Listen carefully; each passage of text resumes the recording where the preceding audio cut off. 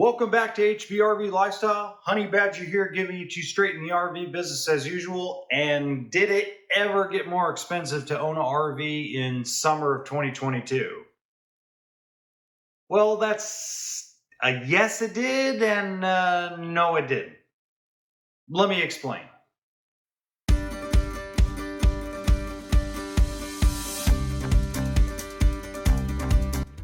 Now, most of my, we'll call them finance videos, my how to finance an RV video, I usually give you a baseline if you have tier 1 credit, okay? So with tier 1 credit, I always use a baseline of 15% cash down.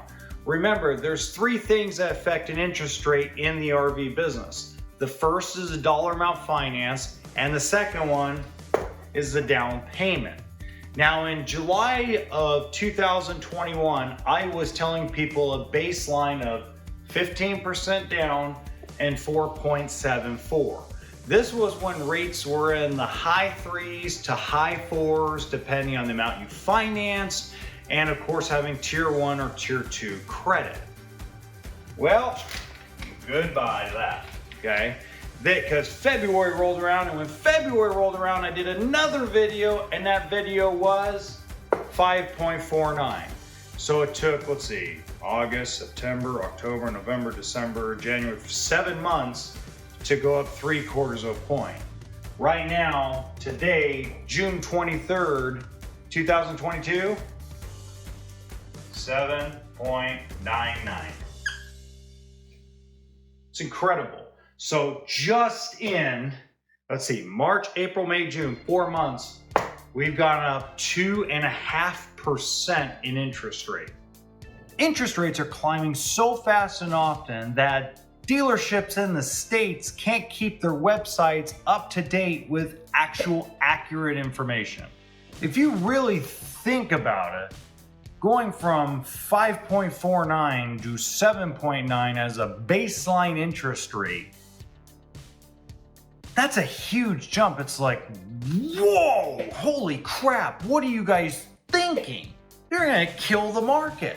And just to throw in a bonus thing you probably didn't know, zero cash down loans have become less than 1% of the loans that RV dealerships are processing. The majority of them, and I'm gonna tell you the super majority of them, have a minimum 10% cash down. So just a little bonus thing you probably didn't know. With all this kind of being said, the interest rate hikes have actually been outstanding for buyers. Wait a minute, that's a segue. So same time last year compared to right now, the RV business is down 31%. That's incredible. 31% difference compared to last year. But that number doesn't scare me. And why doesn't it scare me? Because that tells me it's finally coming back to normal supply and demand. And you can tell based on new RV pricing. So over the last 2 years, you didn't see dealerships negotiate too much off of anything. Might give you a little here, a little bit there, but for the most part, the big fat discounts you were used to in 2016 through 2019 were not happening. And that's because we didn't have enough supply and there was just too much demand. Well, now it's balancing. The interest rate hikes actually been beneficial for you, the buyer, because it has lowered what dealerships are selling the RVs for. They're giving larger discounts and taking a lot less profitable deals, trying to make up for it on volume. Dealerships run on cash flow. It doesn't matter if it's a big conglomerate like Bish's RV or Camping World or RV retailers, or it could be as small as a little mom and pop shop like Ventura RV Connection or Barber RV. They all run on cash flow. And because they are now plush with inventory, they are actually selling them at bigger discounts so that way they can keep the inventory moving and the cash flow moving. Another reason why that RV prices are down is, of course, fear of recession. And it isn't a fear that it's going to happen. It's a fear of, man, do you remember what happened in 2008, 9, 10, and 11? You couldn't buy a deal. You couldn't get banks to even come close to lending on anything. Everybody was tightened up. They had 2-3-year-old new inventory. You lost a bunch of great manufacturers like Monaco and Fleetwood and National and Safari, and Thor closed down their travel trailer plants here in California. It was a disaster. And what's even more astonishing is that 32% of dealerships across the country, across the United States of America, closed their doors during the Great Recession. So what did they learn? What did the survivors learn?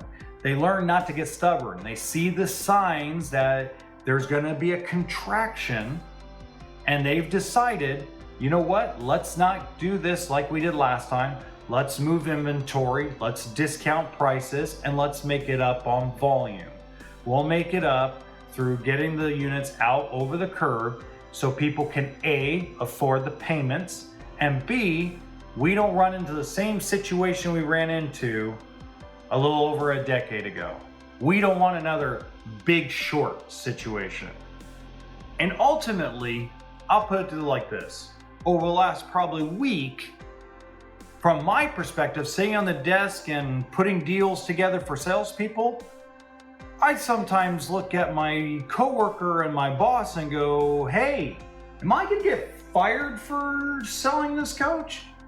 You're positive? I'm not gonna get fired. I mean, do you see what the internet says and what the profit is? I mean, I'm not gonna get fired, am I? You sure? And that's how it's been going. Like, I'm like, holy cow, it flipped in 6 months. Just went from a seller's market to a buyer's market in less than 6 months. And with the used inventory, oh, wait a minute. That's another segue. Used inventory is worth less money than it was probably 4 or 5 months ago, because now dealerships have lowered what they are selling their new inventory for. But at the same time, like the dealership I work for actually has lowered their used pricing as well. We've lowered what we're selling them for. So there's inventory that was bought prior to my, we'll call it my stint at the dealership I'm at. And it's stuff that I go, wow, they really overpaid for that. I wouldn't even paid that much money for that coach. And yet we're basically selling them right now for either no profit or a loser deal to move on from it. So that tells you how soft the used market is becoming, because again, if the price difference between a new one and a used one is $1,000, people are more likely going to choose the new one. There'll be the few that'll go, hey, I'm saving $1,000 for a 1-year-old coach, I'll probably do that. But for the most part, people are like, I'd rather have the new one. So it's softened what the used market is about right now. And what did that do for your trade-in? It took a massive, massive hit. So I'll give you an example. When I was at Beaumont RV out in Beaumont, California, great dealership, great people, great owner. People would walk in, I'd give them what their trade's worth, show them the numbers of what the new coach they wanted, and they go, holy cow, Honey Badger, I paid less than this brand new for this coach, and it's really worth that? And I go, yeah, the market's changed. Inflation, supply and demand, all that stuff. But then they look and go, well, but the price of the new one I'm getting into is way more than I thought I was gonna pay. And now it's gonna go the other way. You're gonna start seeing people go, wow, look at the price of these things. They're going down, and I'm getting a hell of a deal. Oh, wait, what do you mean my trade-in's not worth what I paid for it? So it's gonna be a catch-22. So now we've talked about new prices, interest rates, used prices. Now let me give you what it means. It means that if you're a buyer, you are now in a buyer's market. Yes, interest rates suck. But just remember, when this recession or contraction or whatever they want to call it is over, the Fed's going to lower back interest rates down to re-stimulate the economy. It's just a vicious cycle. So that great price you're getting on this RV or on the RV you're looking at, they're not going to go down more in price. The manufacturer's not going to just randomly decide to cut prices in half. But what it will do for you is in the next 2 years or 3 years, when interest rates go down, you can refinance the RV to get the better interest rate to save yourself some money. So recalls. That's a tough subject to talk about because my perspective on recalls is a lot different than most people, because I've worked just about every job you can at an RV dealership. I've been a service manager, I've worked on them, I've been a finance manager, a general manager, I've been a sales manager, I've done just about every job you can think of at an RV dealership. When it comes to recalls, there's two things that always come to mind for the consumer and for the dealer. Let's start with the consumer. Feels like it's a waste of your time, and it also is very inconvenient, especially if you're full-timing. If you're a full-time RVer, if you live in the coach, it's just a pain in the butt. And on the dealership side, when they do these recalls, it's not like the car business where they just ship you a bunch of the parts and say, here, replace them one at a time as you go. You have to bring in the coach, you gotta do the paperwork, you gotta take the pictures, you gotta write a description, you gotta send it off to the warranty part, and they order the part and then it comes in. It is a pain in the butt. Now, some of these recalls, they've already said that they can use aftermarket regulators. Some of the brands have said, hey, you know what? You don't need to submit. Here's the claim. Here's what it is. You can use OEM parts. Great. But it's still a pain in the butt, and I understand it. But then again, on the positive side, at least it's been caught.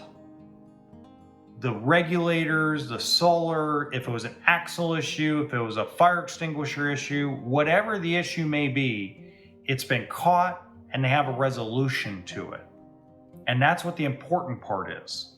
The important part is even though RV does stand for toolkit and sense of humor, and they are earthquakes on wheels, you still want to have the best working coach possible while you're out camping or living in it or just enjoying the RV lifestyle.